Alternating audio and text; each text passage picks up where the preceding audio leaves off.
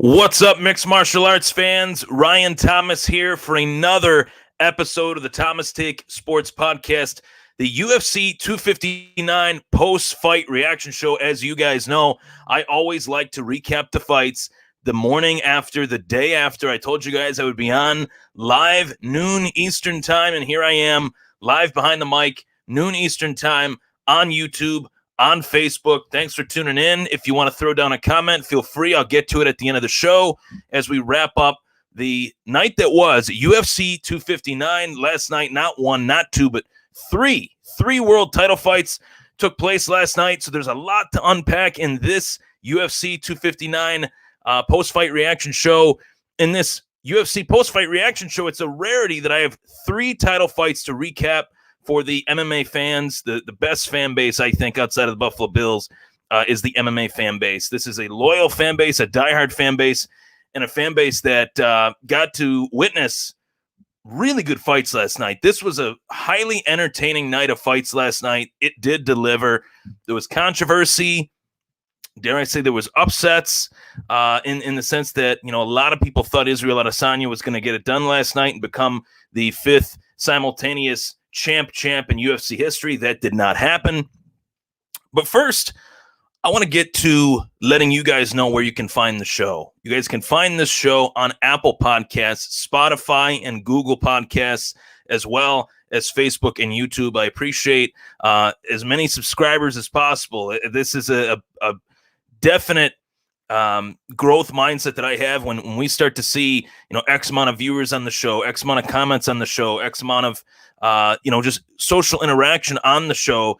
It really helps the show's growth when those things happen. Subscribers, comments, ratings on Apple Podcasts. Those things do matter. Those things are extremely important. And I appreciate you guys hopping on all those avenues and subscribing. So go do that. If you haven't done it already, you guys will be notified anytime I go live. You guys will know about it. You'll know that I'm live and on the show. So thank you for tuning in. So let's get to it. Obviously, as I mentioned, not one, not two, but three world title fights last night. And I'll get to the title fights, but this was just a solid card, top to bottom. Preliminary card you had in the quote-unquote main event, the feature bout of the preliminary card, Dominic Cruz versus Casey Kenny. Cruz got it done. He got a split decision victory. Very big win for him. And, it made me think to myself, it's a rarity nowadays that we see a vet win against a young up-and-comer. And Dominic Cruz was able to do that. So big ups to him. Bravo to him for getting it done. He's got to be pretty happy with his performance, coming off of that title fight loss to Henry Cejudo. And, that was a good tone setter for the rest of the card. The main card, you had Thiago Santos versus Alexander Rakic. Rakic gets it done. So he moves up the UFC light heavyweight rankings. And the rest of the card, we had obviously the three title fights that I want to dive into. So which title fight was I really excited for? Last night, which one, really made me excited? All three of them, all the above. I was very pumped up for this card, just in general. Not only did we have three title fights, as I mentioned, Dominic Cruz, but we had Islam Makhachev versus Drew Dober. Islam Makhachev had a phenomenal performance, a submission in round three. It was a very entertaining bout between Makhachev and Drew Dober, and for Makhachev to win his seventh straight, no doubt about it, he is a up-and-coming contender here in this UFC lightweight division, and he had a very solid cornerman in this fight in the legendary champion known as Khabib Nurmagomedov. So let's get right to it. These three title fights, that's the talk of the night. That's the talk of this show. Petr Yan versus Aljamain Sterling. An unprecedented amount of controversy as Sterling becomes the champion off of an illegal knee. Now, just talking about the fight without going into the illegal knee, the fight in and of itself, I thought Petr Yan was dominating Aljamain Sterling. I thought Sterling looked very out of his element, very frantic. He was forcing strikes, forcing pressure, and didn't really have a solid, consistent game plan. Everything was just pressure, tried to overwhelm Petr Yan, whereas Yan is too calculated for that. He's too experienced for that. And I felt like it was only a matter of time before Aljamain Sterling actually came up short in this fight, whether it was via finish or obviously via the judges' scorecards. All three judges' scorecards had Petr Yan winning the fight. Prior to Yan throwing what was one of the most inexplicable knees that I have ever seen thrown in a fight, given that when your opponent is down with his knees on the mat or with his hand on the mat, if his knees are not on the mat, if his hand is on the mat, if his finger is on the mat, per the rules of the Nevada State Athletic Commission, that is a quote-unquote downed opponent. So for Yan to throw this flush knee to the side of the head of Aljamain Sterling, he knows better than that. And to say, was it dirty? Was it? Did he know? Was he thinking clearly? Why did he throw that knee? Obviously, he threw that knee on purpose. It was intentional, 100%. It wasn't an accidental knee. It wasn't a grazing knee that maybe Aljamain was shooting a double leg and was low, coming off of his knees and he threw it. That's not what happened. Last night. What happened last night was Petr Yan was winning the fight. It was a fight that there was a lot of tension, a lot of, I don't want to say bad blood because this wasn't really a bad blood fight, but it was a competitive fight where there was a lot on the line. There was a lot at stake. And for Petr Yan to throw that technique in a title fight, knowing that it was illegal, he rightfully so deserved to be disqualified. And, I was a little bit frustrated last night as far as the commentary goes. I love Joe Rogan. I love Daniel Cormier, John Anik. I love those guys. But Joe Rogan was questioning whether or not a champion should have his belt stripped from him if he throws an illegal technique. It's an illegal technique, and it's a title fight. And you throw that illegal technique in a title fight, you know what you're going to get. You're going to get disqualified. When you get disqualified as a champion in a title fight, there is a new champion. I was devastated for Aljamain Sterling in the sense that nobody wants to win the title like that.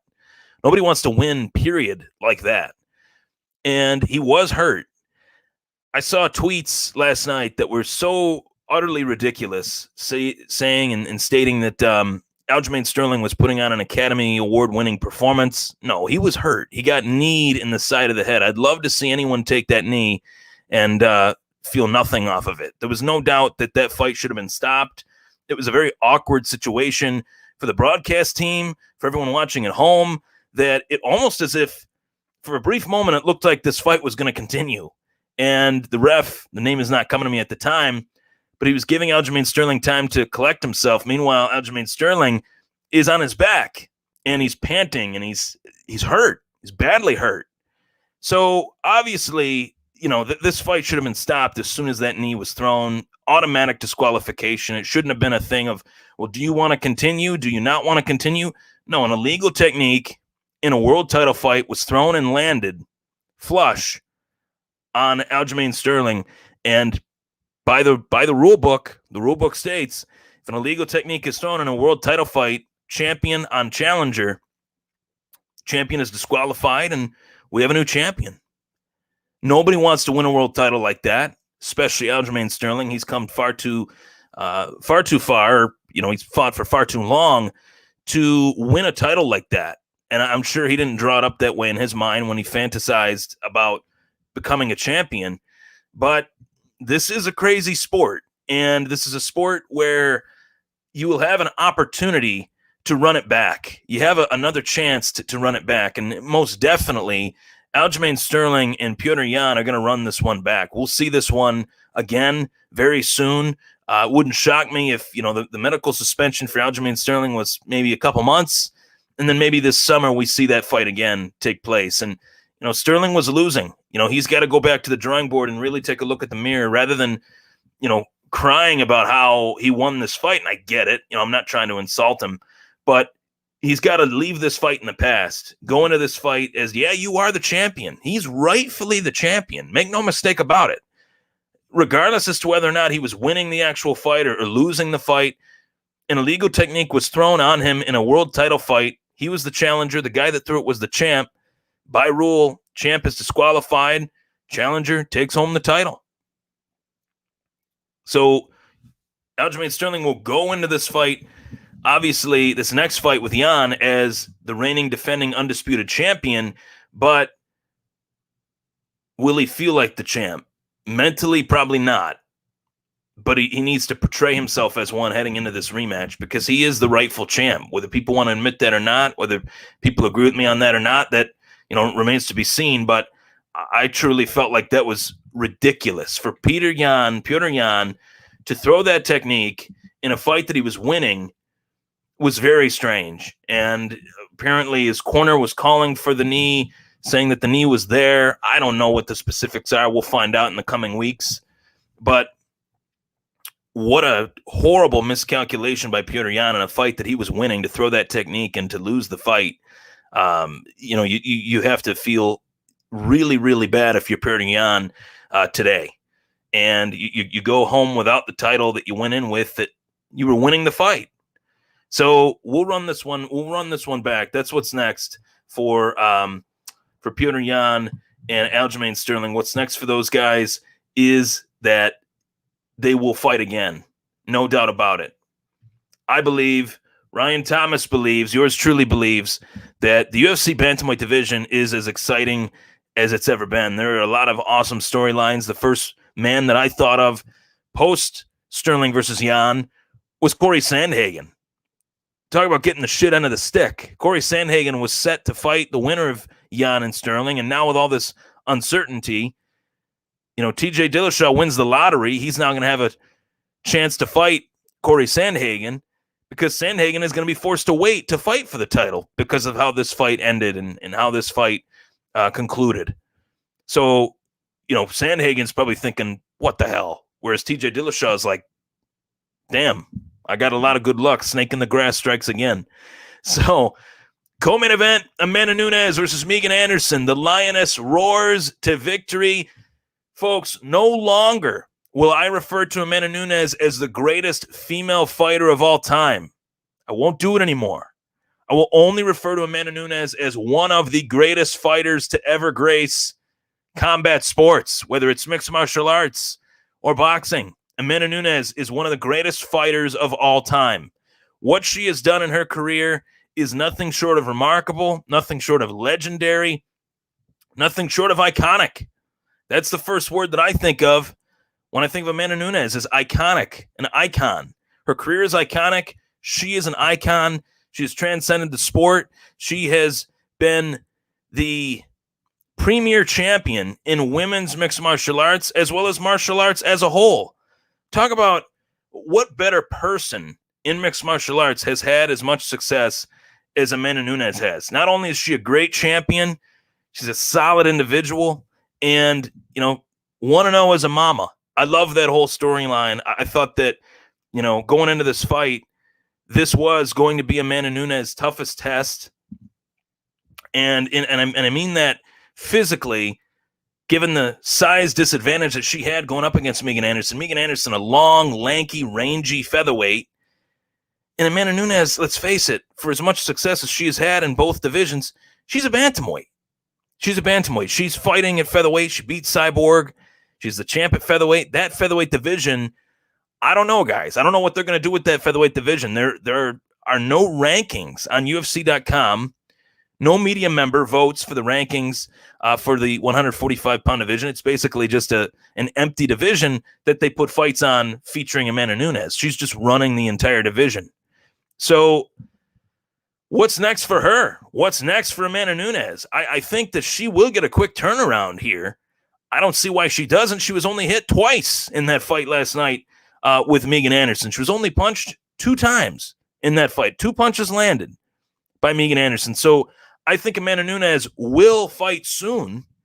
And a fighter that's already clamoring for the fight against Amanda Nunes, the Lioness, is Juliana Pena. Pena was supposed to fight Holly Holm. Holly Holm looks like she's going to be out of commission for a little while. She had an injury. So maybe they put Juliana Pena in there with Amanda Nunes. But let's be honest. I mean, we talk about George St. Pierre as many times as I have on this show. We talk about John Jones. We talk about Anderson Silva. We talk about, Couture and, the Matt Hugheses of the world. Amanda Nunes is one of the top 5 greatest UFC fighters to ever grace the octagon. She belongs in anyone and everyone's top 5 all time. She is that good, that special, and that amazing. And to see mixed martial arts grow is one thing, but to see how rapidly the sport has grown within women's mixed martial arts, and to see Amanda Nunes beating the likes of Holly Holm, Miesha Tate, Ronda Rousey, not just winning those fights, as well as Chris Cyborg, obviously, not just winning those fights, but finishing all of those ladies. All of those ladies respectfully belong in the UFC Hall of Fame. And Amanda Nunes beat all of them. She beat all of them. She destroyed all of them. She destroyed Ronda the worst, I feel. But, she destroyed all of them. And I can't say enough good things about her. I've loved watching her career. I've loved watching her fight. She's an exciting fighter. She has one of the fastest right hands I've ever seen across combat sports. She finds a home for that right hand in every one of her fights. They know it's coming. They can't stop it. She's just that dynamic, that special. That's the next word that I think of when I think of Amanda Nunes. She's extremely special as a fighter inside that UFC octagon.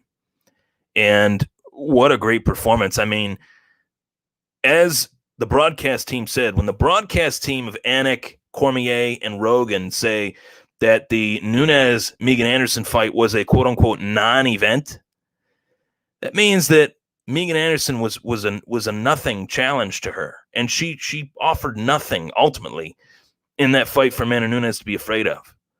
So, going in, I thought she would be a test. Nope. And saying that she's a test, that's giving Megan Anderson the credit that she deserved heading into this fight for the career that she has had. But it's a completely different world when you're fighting Amanda Nunes. And it shows, once again, that there are levels to this sport. And Amanda Nunes is just simply on another level. She's an all-time great. And I can't say enough good things about her.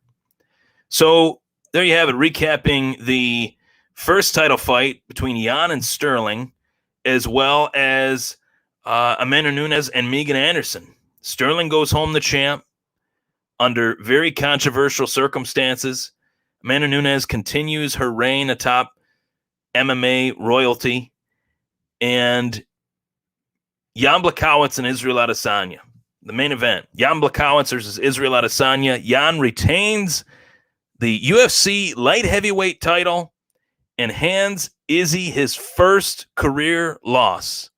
Now, going into this fight had so many interesting layers to it. Obviously, it's a champion versus champion fight, but furthermore, it's a champion versus champion fight that has never been done before. We've never seen in the history of the UFC a 185-pound champion move up to 205 to fight for the title, for the UFC light heavyweight title. We've seen light heavyweight go up to heavyweight. We have seen lightweight go up to welterweight. We've seen flyweight go up to bantamweight. We have seen featherweight go up to lightweight. We've seen a bunch of different scenarios, but we've never seen a UFC middleweight champion move up to 205 pounds to fight for the 205-pound title. So credit where credit is due towards Israel Adesanya first and foremost for even attempting this. I want to say that first and foremost. A 30-pound difference probably in that fight around there between Izzy and Jan. Izzy weighs in at 200 pounds. Jan weighs in at 205, obviously. He's cutting down to 205. Jan probably weighed around 225, 230 in there. Izzy weighed probably around 205, maybe. 203, maybe. So Izzy is extremely undersized in this one. And going into this fight, we knew that he would be. Going into this fight, we knew that Israel Adesanya's head coach, trainer, whatever you want to call him, City Kickboxing, said that time and time again over the course of Izzy's career, we have fought fighters that are bigger than him, and it poses a threat. It poses a problem. Size always matters in the fight game. In terms of a fighter being bigger than one, it's always a dynamic reach, all those things. It's always a factor in the fight game. But this time it was different because Jan Blachowicz knew, and Jan, credit to him, a very smart fighter. Jan knew that he could not stand still against Israel Adesanya. He had to move his feet. He had to move side to side. If he stood still, Israel Adesanya would just pick him apart.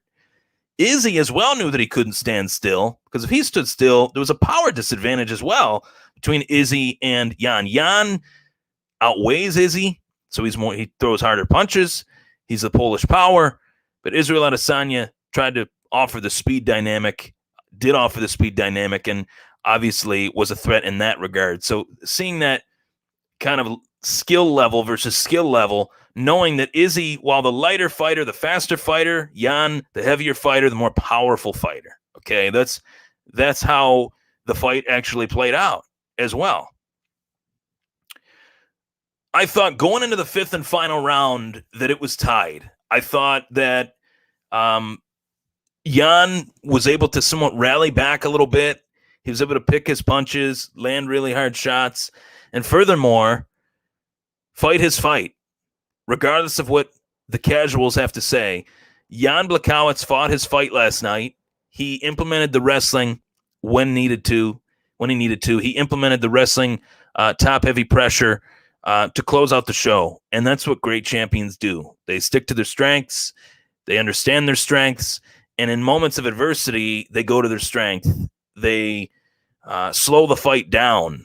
And that's what I thought Jan would do more of in the early rounds. I thought we would see more clinch work. I thought we would see Jan throwing knees at the legs of Izzy, at the stomach of Izzy. I thought he would attack the body a little bit more. Jan, I think, early in the fight was a little bit too much of a headhunter.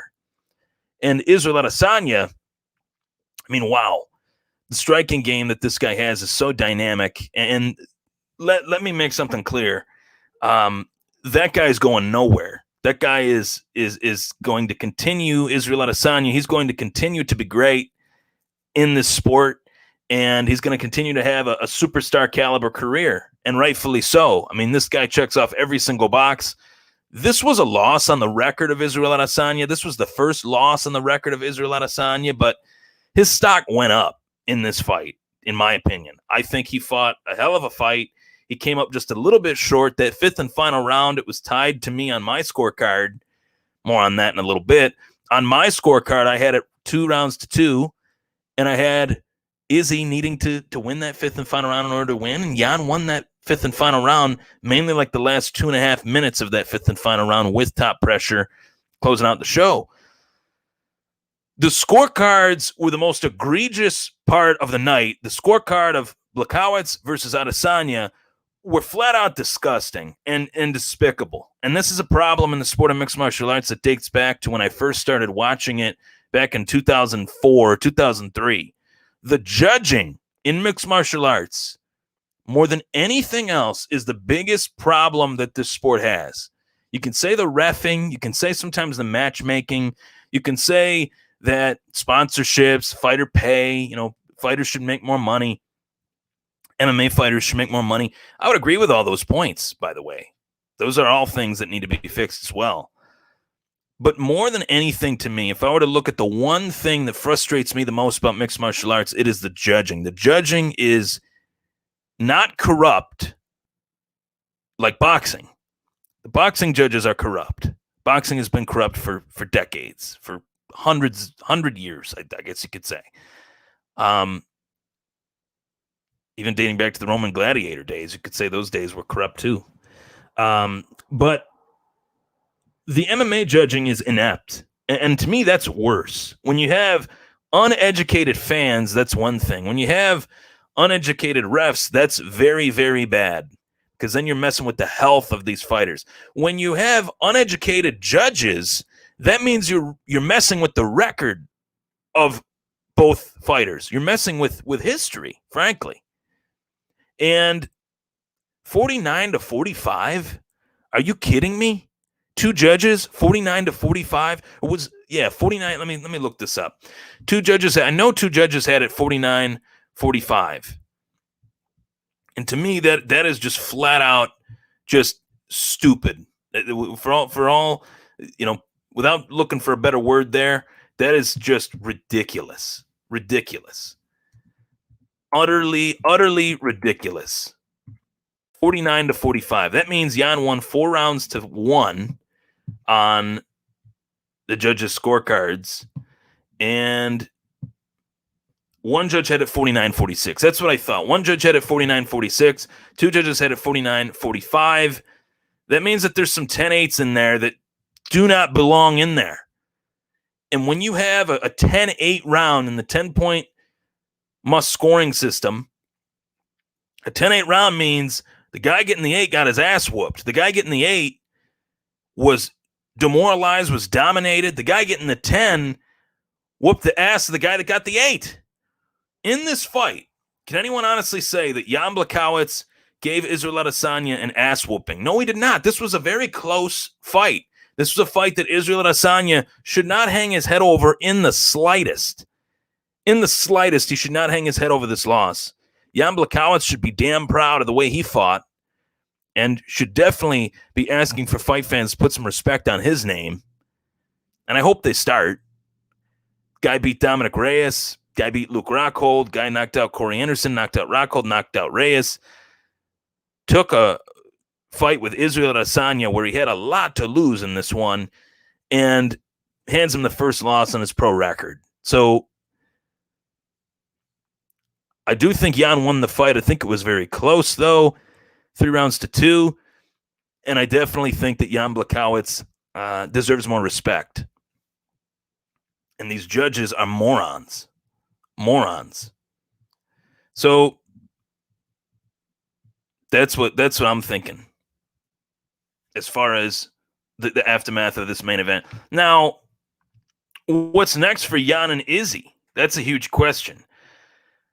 I mean, I don't think that they should do a rematch. I'll make that very clear. I don't think they will, but I just want to come out right now and say it. I hope that they don't do a rematch.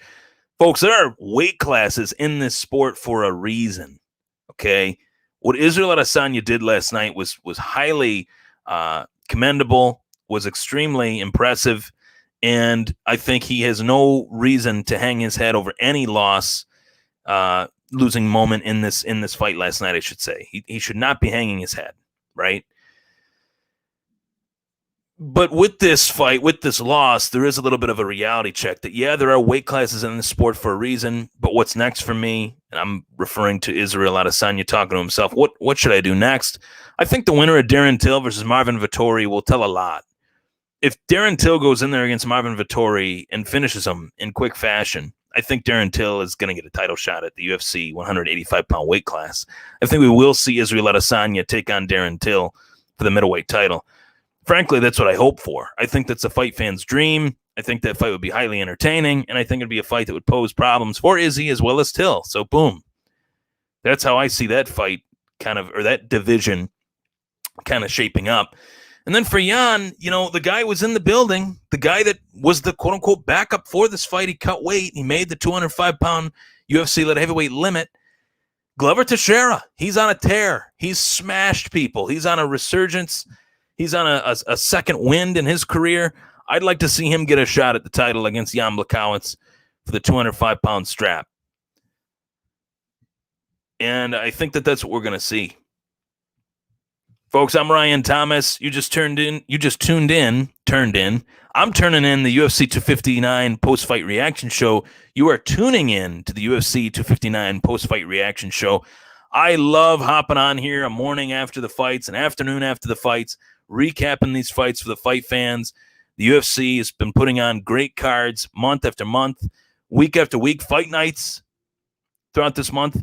You got what's next? You got Leon Edwards and Belal Muhammad, March 27th. We got the heavyweight strap on the line as Stipe Miocic looks to defeat Francis Ngannou for the second time. Cannot wait for that, as well as Alexander Volkanovski, the UFC featherweight champion, looking to defend his title against Brian T-City Ortega. That'll be a great fight as well.